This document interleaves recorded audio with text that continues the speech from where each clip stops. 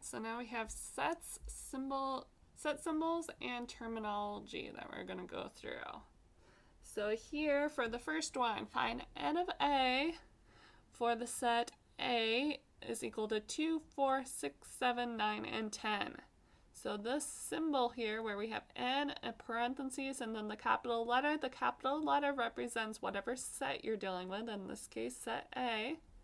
And then the n means the number of elements in that set. So if we are trying to figure out n of our set A, that means the number of elements in set A. So you just count to see how many elements are in there. In this case, there were 6, so n of A is 6. And then that's all you have to do for that type of problem. It's just checking to make sure you understand what those symbols mean.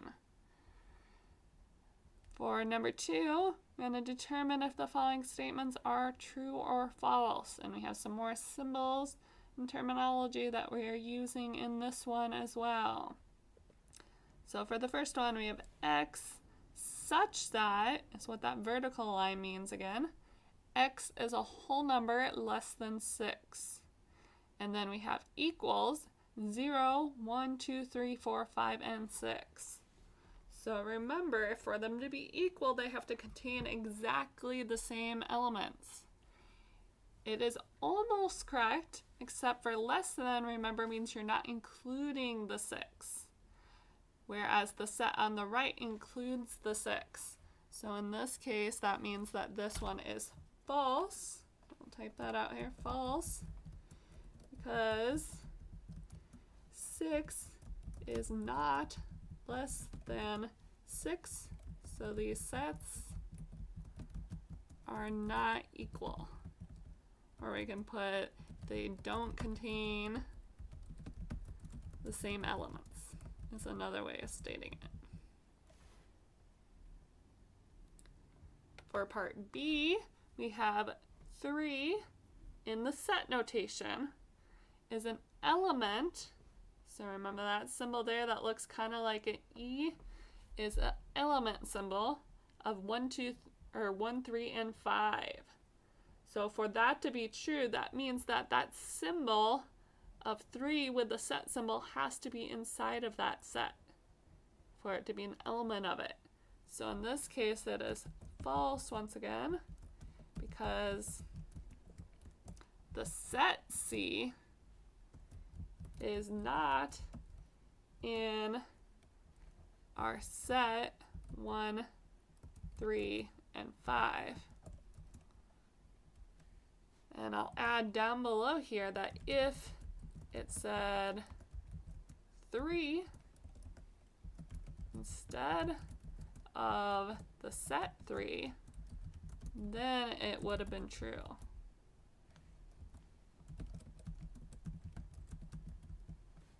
So it was close, but not quite. You have to be very careful whenever you're looking at those symbols and this terminology to make sure, see if it is true or not.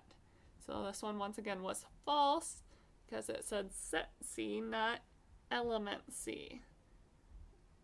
So if it had just the set 3 there instead of the number 3, that does make a big difference in terms of whether that is true or not. So for part C, we have 2, and then we have that element symbol with the slash through it. So remember, if it has the slash through it, that means it's not an element of that set. And we have x such that 0 is less than x, which is less than 2. So we want to see if 2 is not an element of that set. So first of all, let's list out what is in that set. So in this case, if we have 0 and 2 that our x has to be between, and you're not including the 0 or the 2, that means this set really just includes 1. So in this case here, we would have that this is true since 2 is not in the set 1.